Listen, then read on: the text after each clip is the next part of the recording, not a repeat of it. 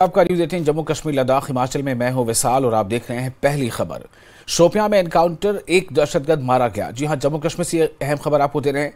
जम्मू कश्मीर के शोपियां में एनकाउंटर की खबर है जिसमें एक दहशतगर्द के मारे जाने की भी खबर आ रही है। ममनुआ तंजीम टीआरएफ से था वाबस्ता, असलहा और गोला बारूद भी बरामद, सर्च ऑपरेशन जारी। तो खबर शोपियां से है। शोपियां में एनकाउंटर की खबर है जिसमें यह भी बात सामने आ रही है कि एक दहशतगर्द मार गिराया गया है। ममनुआ तंजीम टीआरएफ से इसका ताल्लुक था और इस दौरान असलहा और गोला बारूद भी बरामद किया गया है। सर्च ऑपरेशन लगातार जारी है।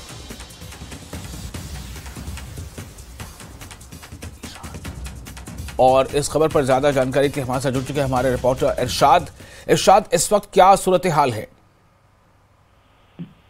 विशाल जी, इस वक्त मैं बिल्कुल घटना स्थल पे मौजूद हूँ जहाँ पे ये एनकाउंटर हुआ है। रात के 1 बजे जो है सिक्योरिटी फोर्सेस को एक मुसद्दिका इतला मिली थी कि यहाँ काटा हालन केलर शोपियान में एक मिलिटेंट जो है वो छुपा हुआ है। तो जैसे ही कार्डन किया गया था उस इलाके को, वहां पे जो मिलिटेंट एक दुकान के छत पे बैठा था, तो उन्होंने वहां से निकलने की कोशिश की। तो वहां पे जो फोर्सेस मौजूद थी तो इन्होंने उस पर फायरिंग की और मौके पे ही मुख्तसर एनकाउंटर में हलाक कर दिया। हालांकि रात के 2-3 बजे इस घटना की जो है, इस एनकाउंटर की जो इतला है, एक ट्वीट के जरिए पुलिस ने दिया है। तो पुलिस का दावा है कि एक टीआरएफ से जो ये जुड़ा हुआ मिलिटेंट, मकामी मिलिटेंट है, उसको मारा जा चुका। हालांकि इस वक्त रात के अंधेरे में, यानी कि सुबह 6 बजे ही इस एनकाउंटर को क्लोज किया गया है और इस वक्त हम मौजूद हैं, लेकिन यहाँ पे फौज और पुलिस जो है वो निकल चुके हैं। तो फिलहाल यहाँ पे जो है एनकाउंटर को भी क्लोज कर दिया गया है। तो इसमें यही जो मकाम में एक मिलिटेंट है वो मारा जा चुका है। जी इरशाद, क्या तलाशी अभियान आसपास के इलाकों में अभी भी जारी है? क्या उसके साथ कुछ और दहशतगर्द भी हो सकते हैं, ऐसी कोई बात है?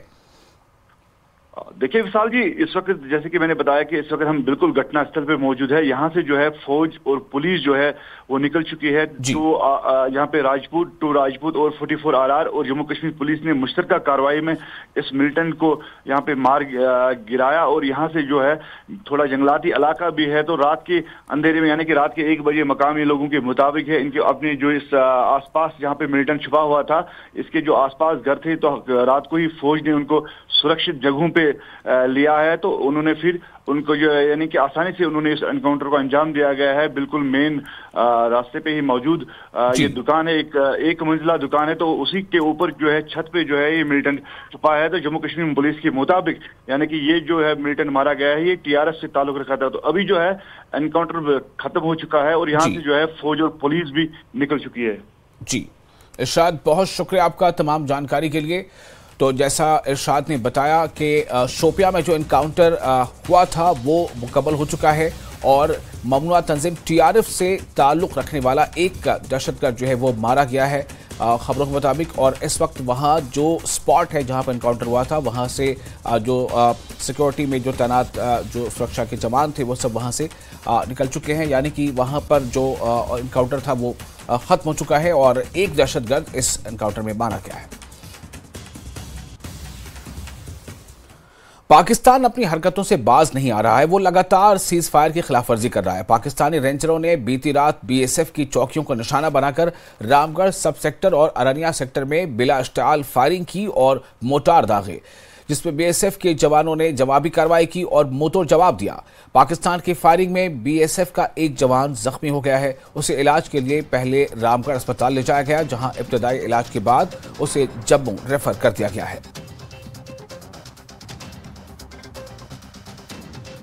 पाकिस्तान की तरफ से एक बार फिर कायराना हरकत करते हुए बीएसएफ चौकियों को निशाना बनाते हुए पाकिस्तान रेंजर ने सांबा सेक्टर के रामगढ़ सब सेक्टर में सीज फायर वायलेशन करते हुए बीएसएफ की चौकियों को निशाना बनाया। और इस समय न्यूज़ 18 की टीम बिल्कुल बॉर्डर पे मौजूद है और यहाँ से मैं आपको दिखाना चाहूँगा, ये आप देख रहे हैं, आपको जो टीवी स्क्रीन पे लाइटें दिख रही हैं, ये बिल्कुल बॉर्डर की लाइटें हैं। और इस वक्त हम उसी गाँव में मौजूद हैं जिस गाँव में मोटार शेल गिरे हैं। और ये रास्ता जो है ये बिल्कुल बॉर्डर को जाता है और यहाँ से अगर हम बात करें तो कुछ ही मीटर की दूरी पर जो है वो अंतर्राष्ट्रीय सीमा है। और आज रात की अगर बात करें, अभी का समय 4 बज चुके हैं और न्यूज़ 18 की टीम बिल्कुल ग्राउंड पे है और बिल्कुल बॉर्डर इलाके में है।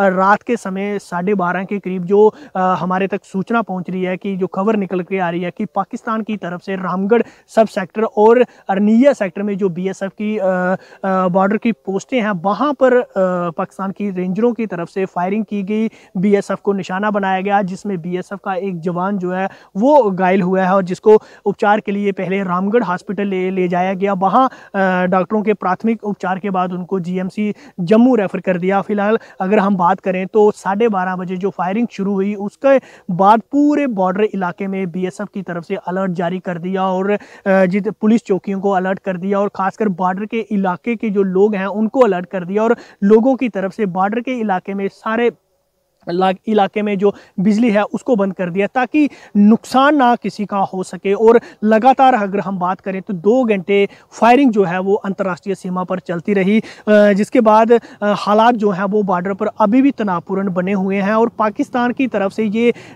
पिछले 2 हफ्तों की अगर बात करें तो पाकिस्तान की तरफ से पहले अरनिया सेक्टर में फायरिंग की गई जिसमें बीएसएफ के जवान घायल हुए थे, उसके बाद एक सिविलियन महिला भी घायल हुई थी और साथ ही अगर हम बात करें तो पाकिस्तान की तरफ से मोर्टार शेल भी दागे गए थे अरनिया सेक्टर में। और आज रात को पाकिस्तान की तरफ से, पाकिस्तान रेंजरों की तरफ से बीएसएफ की चौकियों को निशाना बनाया गया और उसके बाद जब बीएसएफ ने पाकिस्तान को मुंह तोड़ जवाब दिया तो बीएसएफ की तरफ से, पाकिस्तान की तरफ से बीएसएफ को टारगेट करने के बाद रिहायशी इलाकों को टारगेट किया गया जहां पाकिस्तान की तरफ से मोर्टार शेल दागे गए। हम इस वक्त येरडा गांव में है जो रामगढ़ सेक्टर का एक बेहद नज़दीक गांव है जो बॉर्डर के करीब लगता है। हमारे साथ यहाँ के स्थानीय निवासी बने हुए हैं मोहन सिंह भट्टी जी, इनसे हम बात करते हैं। जी अभी सुबह निकले यहाँ देखने के लिए कि कहीं गांव में कोई नुकसान तो नहीं हुआ, कब फायरिंग शुरू हुई थी, कब आप लोगों को पता चला? तो जैसे फायरिंग शुरू हुई थी आप लोगों ने क्या समझा पहले?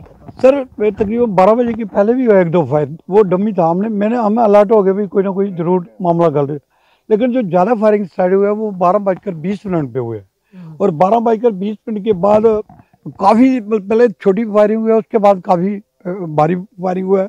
उसमें हमारे मकान भी हिले और इसमें पता चलेगा, लेकिन उससे हमारा मैनुअल नुकसान नहीं हुआ। लेकिन जो ही फायरिंग स्टार्ट हुई हमने आवाज़ दी भी अपने अपने लाइटें बंद करके अपने अपने अंदर हो जाओ।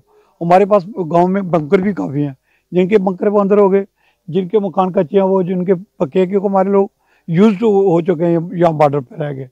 तो तकरीबन हम लोग डिफेंसिव हो गए थे भगवान की तरफ से। तकरीबन 1 बजकर 10 मिनट तक फायरिंग जो है ये काफ़ी चलती रही है। कितना बड़ा फायर हुआ? जो पहले तो एमएमजी का फायर था, उसके बाद मतलब कि 82 के थे। कहने का बाब कि काफ़ी भारी इतना था कि पूरी थ्रिलिंग हुई। कोई गांव में कोई ऐसा लोग आदमी, गांव तो छोड़ो आसपास दूर तक जो आवाज़ें आई हैं। अच्छा, जिस जगह हम खड़े हैं यहाँ से अगर हम बात करें तो इंटरनेशनल बॉर्डर जो अंतर्राष्ट्रीय सीमा वो कितनी दूरी पर? सर हमारे गांव को तो बिल्कुल 0 लाइन पे है जमीनें, लेकिन ये सामने दिखाई दे रहा है जो 300-400 मीटर दूर है, दूर आधा किलोमीटर भी नहीं है, एयर डिस्टेंस से आधा किलोमीटर दूर भी नहीं है। तो फायरिंग उसके बाद काफ़ी पोस्टों पे हुई। जो पहली फायर हुआ है, जो हिट हुआ है ना बीएसएफ का जो वो हुआ है ये नारायणपुर में। उसके बाद ये इन्हीं की बटालियन ने 3-4 पोस्टें इधर, 3-4 इधर, बल्कि ये पूरे का पूरा एरिया फायरिंग हो रही थी। बॉर्डर पे इस वक्त दहशत का माहौल बना हुआ नहीं, वो कुदरती बात है। दहशत तो पहले भी थी, जिस दिन से स्टार्ट हुई अरनिया सेक्टर से, तो लोग तो पहले ही अलर्ट थे, हम भी इसीलिए अलर्ट हो गए सवेरे। तो दहशत का बहुत ज़्यादा माहौल बना हुआ है। तो कोई नुकसान की खबर तो नहीं अभी तक, तो भगवान की कृपा रही है। हम खुद ही डिफेंसिव हो गए थे, लेकिन ये है भाई सिविल एरिया में पड़ा नहीं है फायरिंग में, खेतों में पड़े हैं, सवेरे पता चलेगा।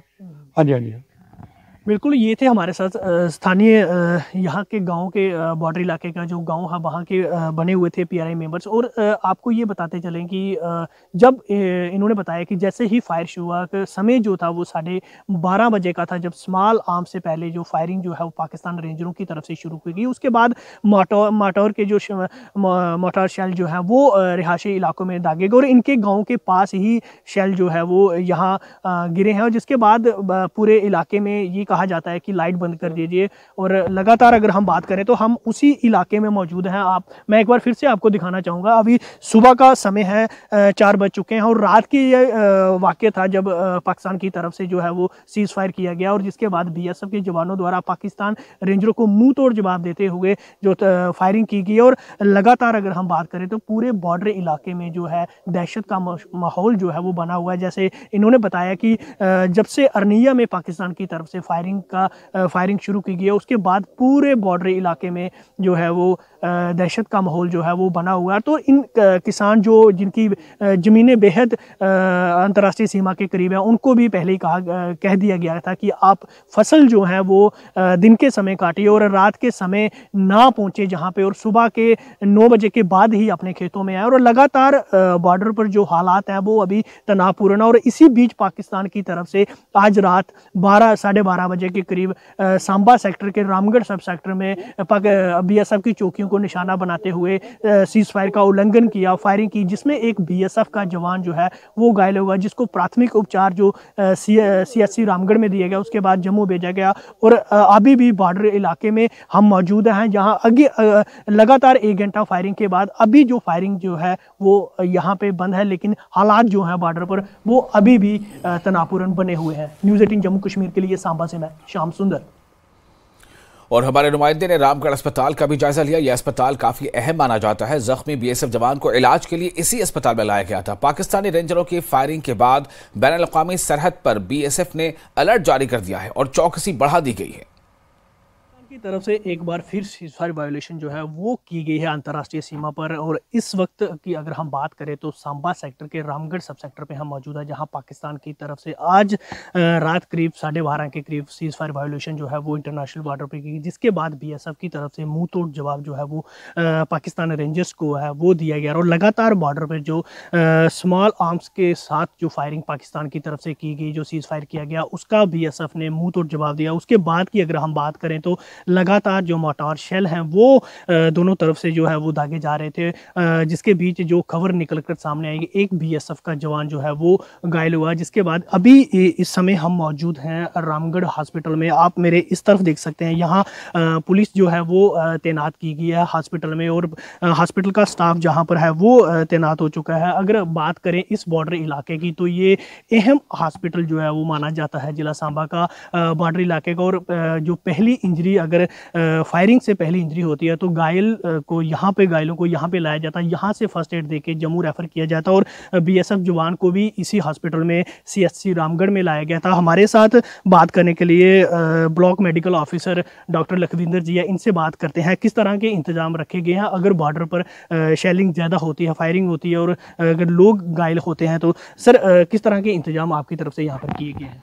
हमारी तरफ से हमारे ये कम्युनिटी हेल्थ सेंटर है, यहाँ पूरी तरह से हम अलर्ट हैं, पूरा हमारा इंतजाम है, हमारा पूरा जो लाइफ सेविंग ड्रग्स हैं सारा हमारा तैयार है। और हमारे जो डॉक्टर्स हैं कंसल्टेंट लेवल तक हमारे यहाँ पे तैनात हैं और हम पूरी तरह से रेडी हैं। कोई भी कुछ भी होता है हम उसके लिए पूरा तैयार हैं। अभी बीएसएफ का एक जवान जो घायल था क्या यहाँ पर? हाँ, बीएसएफ के जवान हमारे पास इंजर्ड होके यहाँ पे आए थे, उनको गन शॉट इंजरी हुई थी तो उनको हमने फर्स्ट एड वगैरह ट्रीटमेंट दिया है, वो स्टेबल करके तो हमने यहाँ से रेफर किया वो एमएच में। किस तरह की हालात है उनकी? यहाँ से तो जब गए थे तो तब तो स्टेबल थे, तो अभी आगे का पोजीशन देखते हैं कि क्या रहता है, तो यहाँ पे स्टेबल थे। क्या पूरे स्टाफ को बुला लिया गया है जहाँ पर? हाँ जी बिल्कुल। हमारे जो डॉक्टर राज हैं यहाँ पे एडिशनल हमें मेडिकल ऑफिसर को किया, फिर डॉक्टर राज कुमार हमारे सर्जन हैं ये आगे हैं, ऑर्थोपेडिक सर्जन हमारे डॉक्टर विनोद हैं वो भी यहाँ पे हैं। हमारी पूरी टीम तैनात है, इसमें हम पूरी तरह से रेडी हैं। कोई भी कुछ भी किसी भी चीज़ के लिए हम पूरा तैयार हैं, कोई कुछ भी बड़ा से बड़ा भी कुछ होता है तो उसके लिए तैयार हैं। डॉक्टर साहब ये जो आपकी सीएचसी है ये कितना एरिया देखती है रामगढ़ का? एक्चुअली हमारा ये नंदपुर से स्टार्ट होता है तो ये पूरा ये बॉर्डर एरिया है, इसमें कहीं से भी हमारे पास ऐसा तो कुछ होता नहीं है कि हमारा पर्टिकुलर किसी एक ही एरिया के लिए हो। अगर कोई बिछना एरिया वाला भी पेशेंट जहाँ आ जाता है तो हम उसको भी ट्रीटमेंट देंगे, ऐसा बॉर्डर एरिया को जैसे।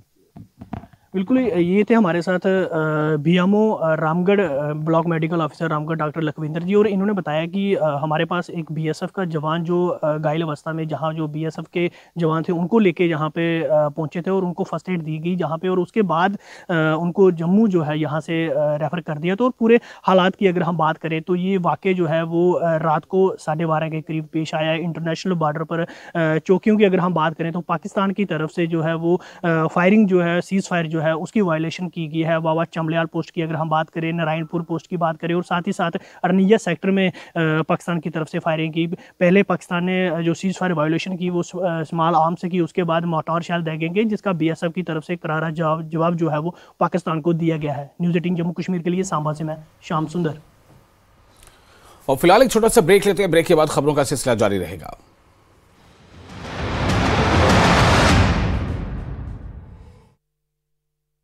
मुझे 10,000 रुपए की लूट, 2 की संख्या में आए अपराधियों ने घटना को दिया अंजाम। खगड़िया के दिघौन गांव के थलहा मोड़ के पास अपराधियों ने सीएसपी संचालक से लूटे 3,50,000 रुपए, लैपटॉप, बाइक लेकर भागने के दौरान की फायरिंग। जहानाबाद के सिकड़िया थाना क्षेत्र में बेटे ने की अपनी मां और बहन की पिटाई, घायल दोनों सदर अस्पताल में भर्ती। जमशेदपुर में आपसी विवाद में कुछ युवकों ने की एक युवक की पीट कर हत्या, परिवार ने ग्रामीण एसपी से लगाई इंसाफ की गुहार। गया में 63,300 के जाली नोट के साथ 2 तस्कर गिरफ्तार, एसएसबी और मगध मेडिकल थाना ने की पुलिस में कार्रवाई की मांग। पटना के डुमरी रक्षाबंधन के पास खाद दुकान में चोरों ने की चोरी, दुकानदार की शिकायत पर पुलिस मामले की छानबीन में जुटी।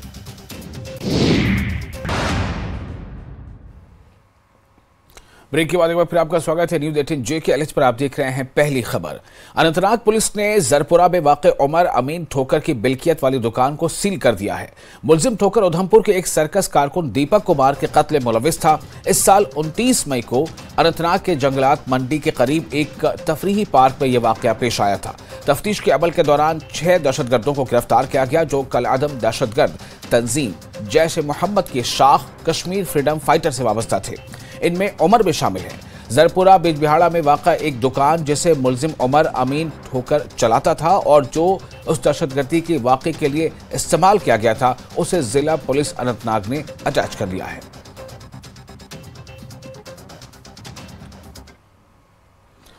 बांडीपुरा में नेशनल कॉन्फ्रेंस की आपसी रसाकशी उस वक्त खुलकर सामने आ गई जब पार्टी के नायब सदर उमर अब्दुल्ला ने जिला सदर बांडीपुरा मीर गुलाम रसूल नाज को पार्टी कन्वेंशन से गैर हाजिर रहने की पादाश में ओहदे से हटाने की बात कही। ये बात काबिल जिक्र है कि पार्टी की जानिब से एक वर्कर्स कन्वेंशन मुनक्किद किया गया था और ये convention constituency in charge advocate Nazir Ahmad Malik की निगरानी में मुनक्किद किया गया था। कन्वेंशन के दौरान जब पार्टी के जनरल सेक्रेटरी अली मोहम्मद सागर ने कन्वेंशन से मीर गुलाम रसूल नाज की गैर हाजिरी पर नाराजगी का इजहार किया, तो इसके बाद पार्टी के नायब सदर उमर अब्दुल्ला ने इसी मसले पर काफी वक्त तक तकरीर करके मीर गुलाम रसूल नाज को तनकीद का निशाना बनाया। अपने गुस्से का इजहार करते हुए उमर अब्दुल्ला ने स्टेज से ही मीर गुलाम रसूल नाज के खिलाफ सख्त कार्रवाई का ऐलान किया। दूसरी जानिब मीर गुलाम रसूल नाज ने अपने घर पर मीडिया से बात करते हुए कहा कि उन्हें इस कन्वेंशन से बेखबर रखा गया और पार्टी के सरपरस्त डॉक्टर फारूक अब्दुल्ला ने उन्हें फोन पर बताया था कि ये कन्वेंशन मुलतवी किया गया है। मलिक साहब को अंगूठा दिखाना नहीं है। नजीर मलिक साहब की यहां बेइज्जती नहीं हो रही है। बेइज्जती हमारे कायद, हमारे सदर जनाब फारूक अब्दुल्ला साहब की जा रही है और ये चीज मैं बर्दाश्त नहीं करूं। इसलिए सागर साहब, जो भी नेशनल कॉन्फ्रेंस का इस जिले का ओहदेदार है, जो इस प्रोग्राम में आज नहीं है, उसको फौरी तौर उस ओहदे से हटा दिया जाए। मैं इनडिसिप्लिन बर्दाश्त नहीं करूंगा। यहां हम में से कोई जमात से बड़ा नहीं है कि मुझे इस बारे में कोई इल्म नहीं कि कन्वेंशन था। न मेरे को कोई चिट्ठी आ गई, न कोई जनरल सेक्रेटरी ने बताया, न जोनल प्रेसिडेंट ने बताया, न कंसर्न जो था कॉन्स्टिट्यूंसी इंचार्ज ने उसने बताया, मुझे कोई इल्म नहीं। अलबत्ता एक दिन पहले मेरी ये ब्लॉक प्रेसिडेंट थी, वाइस प्रेसिडेंट और डेलीगेट कुछ वफद के तौर पे नवाज सबूत चले थे जनाब कायद रवान डॉक्टर फारूक अब्दुल्ला साहब के पास। वहां उन्होंने बात की इस बारे में, क्या हमें पता नहीं कल जलसा है, तो हमें कोई इल्म नहीं। तंजीम को एक साइड से रखा और बाकी उन्होंने खुद किया जो कुछ करना है, हमें कोई इल्म नहीं, ना कोई चिट्ठी आएगी ना कुछ आएगी। इसी सिलसिले में मुझे फोन आ गया डॉक्टर फारूक साहब की तरफ से। फारूक साहब ने मुझे कहा, ना साहब जो ये जलसा कल को है कन्वेंशन, वो मैं मुलतवी करता हूं, कैंसल करता हूं। न वहां उमर साहब आएगा न फारूक साहब आएगा। और नेशनल कॉन्फ्रेंस के नायब सदर उमर अब्दुल्ला ने बांडीपुरा में मीडिया से बात करते हुए कहा कि क्या वजह है कि खास तौर पर पुलवामा के करीब जनूबी कश्मीर में कल शाम इंटरनेट बंद करने के अहकाम जारी किए गए थे। उमर कहते हैं कि इन्हें हुक्मरानी छोड़े हुए 8-9 साल हो चुके हैं। उमर कहते हैं कि कोई वजह होगी लेकिन वो ये नहीं जानते। उमर अब्दुल्ला ने कहा कि ये अच्छा होता अगर लोगों को बताया जाए कि इंटरनेट क्यों बंद किया जा रहा है। लोग जानना चाहेंगे कि उनका इंटरनेट आखिर बंद क्यों किया जा रहा है। क्या वजह है कि खासकर साउथ कश्मीर में पुलवामा के आसपास इंटरनेट बंद करने का ऑर्डर कल शाम को जारी हुआ, ये हमें नहीं पता। मुझे भी अब हुकूमत छोड़े हुए 8-9 साल हो गए। पुलिस वालों के साथ या सिविल इंतजामिया के साथ मेरा कोई रास्ता है नहीं। जरूर कोई वजह होगी, क्या वजह है अभी तो पता नहीं चल रहा। लेकिन अच्छी बात ये रहेगी कि जहां जहां ये ऑर्डर जारी किए जाते हैं वहां कम से कम लोगों को समझा दिया जाना चाहिए कि क्यों। लोग बेवकूफ नहीं है, ना लोग इतने भी सिरफरिस्त नहीं है कि वो इस पे कोई एहतजाज करेंगे, लेकिन समझना जरूर चाहेंगे वो कि आखिरकार अगर इंटरनेट बंद किया जा रहा है तो किस। पीपल्स डेमोक्रेटिक पार्टी के तर्जुमान ताहिर सैयद ने अमरनाथ रोड पर हालिया हंगामा आरआई और ईडी के जरिए साबिक वजीर चौधरी लाल सिंह की गिरफ्तारी के बारे में रद्द अमल जाहिर किया है। उमर अब्दुल्ला के बयान के बारे में पूछे जाने पर उन्होंने कहा कि इंडिया अलायंस में सब कुछ ठीक नहीं है। ताहिर ने कहा कि उमर अब्दुल्ला को ऐसे तबसरे करने से गुरेज करना चाहिए क्योंकि इस इत्तेहाद का मकसद हुकूमत की तरफ से हम पर जबरदस्ती किए जाने वाले गैर जमहूरी तरीकों के खिलाफ लड़ना है। देखिए, एक बात को समझना होगा कि हम इसको मजहब की नज़र से नहीं देखना चाहिए, बल्कि ये एक एनवायरमेंटल इशू एक है। वहाँ पर एक तो हिंदुज़म का अपना भी जो स्पिरिचुअल एक सफ़र होता है, आप जाते हैं वहाँ पे, आप पैदल सफ़र करते हैं, वो एक अपना। और जो हिंदुज़म में जो धरती माँ जो आप नेचर को एक रिलीजियस एक इम्पोर्टेंस आप देते हैं, आप धरती माँ कहते हैं उसको, आप धरती माँ को चीर कर जो है वहाँ पर आप जा रहे हैं। तो एक मजहबी अहमियत का जो मोहित ने सवाल उठाया। दूसरी बात जो सबसे बड़ा इंपॉर्टेंट है कि ये एक एनवायरमेंटल इशू है। हमने देखा कि केदारनाथ में क्या हुआ, हमने देखा कि हिमाचल प्रदेश में क्या हुआ, वहां जो डिजास्टर हो गए, उन डिजास्टर से हमने सबक नहीं सीखा।